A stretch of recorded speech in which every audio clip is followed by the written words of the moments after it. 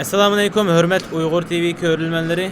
Bugün Xitay hökümetinin kurulganlığının 70 yıllығы, şundaqla Şərqi Türkistanның bastırışığa toptuğur 70 yıl bolğan gün.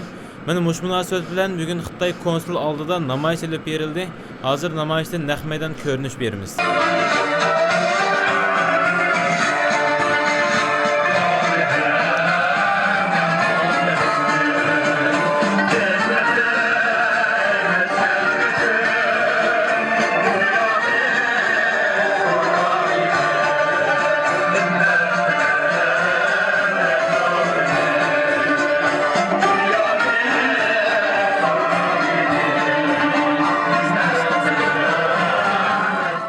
Kızılçık Türkistan'dan defol! Kızılçık Türkistan'dan defol!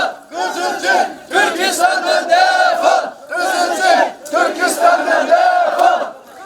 Bize diş anlatan intikam intikam! Bize diş anlatan intikam intikam! Sayın basın mensupları, millet yok edildikten sonra vatan da yok olur. Devlet de kurulamaz.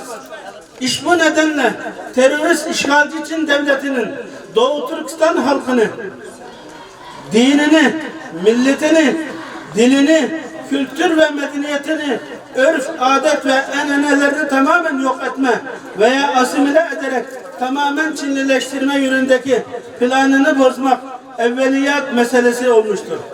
Sayın Cumhurbaşkanımızın mesele ile ilgili bizzat alakadar olup Çin Nazi kampları ve çeşitli hapishane ve zindanlarda tutulan milyonlarca Doğu Türkistanlı mazlum ve çaresiz kardeşlerimizin serbest kalması ve Nazi kampların kapatılması için diplomatik bir girişim ve gerekli adımların atmalarını arz ederiz. Nazi kampları kapatılsın! Nazi kampları kapatılsın! Nazi kampları kapatılsın! Hürmetli kardeşler, kanxorluqning, yavuzluqning, bütün dünyadaki insaniyetning düşmanı bo'lgan bu komünist zalimlarning 70 yılligini la'natlash uchun bu yerga keldik. Kardeşler, bu 70 yıl bizga nimani ko'rsatdi bilamsizlar? Men o'zim Sharq Turkiston Ulamolar birligi a'zosi bo'lganlikdan bu vaqtdagi dinning hukmini so'zlayman kardeşler.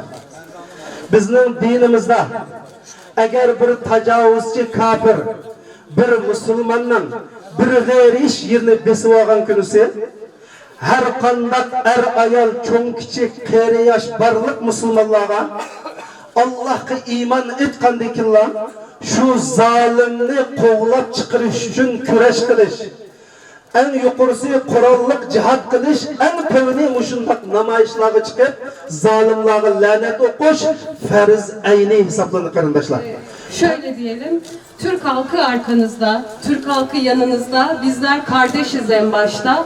Siyasetçilerimiz dengeler uğruna, siyasi dengeler, küresel dengeler uğruna şimdilik susuyor, ses çıkarmıyor gibi görünse de emin olun sadece Türk halkı değil, bütün Müslüman dünyası sizinle beraber acınızı paylaşıyor. Maalesef bugün burada 70. yılı acıyla anıyoruz maalesef. Fakat Doğu Türkistan'ın güçsüz ve umutsuz olduğunu düşünmeyin lütfen. Çünkü karanlığın en sert olduğu yerde aydınlık başlar. Bunu unutmamak lazım. Elimizde imkanlar, elimizde fırsatlar var. Ama önce bir acıdan bahsedelim. Adını koyalım. Yapılan şeyin adı soykırımdır. Yapılan şeyin adı soykırımdır. Hatırlayın, belki tarih kitaplarında okumuşsunuzdur. Nazilerin konsantrasyon kampları bir günde dönmedi gaz odalarına.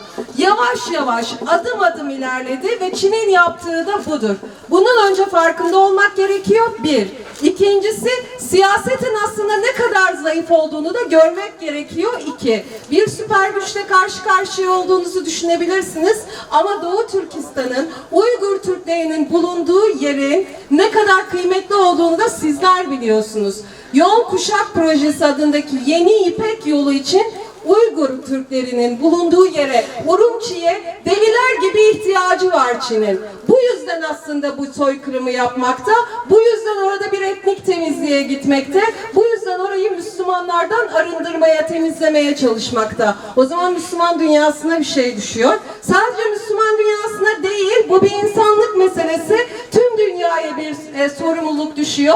Diyecekler ki dünyanın 2/3'ünü, dünyanın nüfusunun 2/3'ünü bir araya getirmek istiyorsan önce Urumçi'nin hakkını, önce Doğu Türkistan'ın hakkını teslim edeceksin. Mücadele edeceğiz, dünyayı buna zorlayacağız. Eninde sonunda para değil, insanlık kazanacak inşallah. Ya şimdi bizdeki Şərqi Türkistan asareti siz degandek 70 yıl oldu işgaliyetke. Bu Xitay bizni yok qilish için bütün devlet imkoniyatini ishlatib 70 yılını yağı Xitaylashtirish, Xitayni bizning demografik yer zimin şeklini o'zgartish, tamamen Xitayni Şərqi Türkistanni bundan keyin baş ko'tarolmas qilib qo'yamiz deb 70 yıllık bir zulm o'tirdi meylen bilimiz. Ama ahirgi shu 3 yil ichida Xitay 70 yılda qiyğinini bu 3 yil ichida 2 qatlab qildi. Bundan keyin agar biz Şərqi Türkistan azadlık uchun bütün qiyinchiliklarımızın, bütün zulmning, bütün istibdodning ochqichisi bo'lgan bu qulluq. Bu qulluqni ochmoq uchun, ozodlikqa erishmoq uchun bu qiyinchiliklardan qutlanmaymiz. Bunun için xalqimizni bugungi kunda 70 yıllık Şərqi Türkistan işgaliyetining 70. yılligida bu iradaga kelishni arzu qilamiz. Bütün xalqimizning bundan keyin shu Şərqi Türkistan ozodlik uchun qilinayotgan barliq xizmatlarga, siyosiy harakat faoliyatlarga can cehli bilen bütün ailesi bo'yicha cho'ng kichik demay imkoniyatini safarbar qilishini, puli va kishi puli bilan, jinivasi jini bilan, yani ilmivasi ilmi bilan bütün imkoniyatini safarbar qilib, nada ish va nima ish qilamiz deydigan holatga kelishni arzu qilamiz. Chunki biz bugun Nuh alayhisalomning kiyimisidagi jonliqlarga o'xshash bizning Şərqi Türkistanning kelajagi, umidi bu chet eldagilar. Az sanda nimimiz yok, muhaciretimiz 3 milyon etrafında var. Onun için biz bütün halkımızı, umumizlik Şərqi Türkistan azadlık seferberliğini başlatılışını isteyimiz.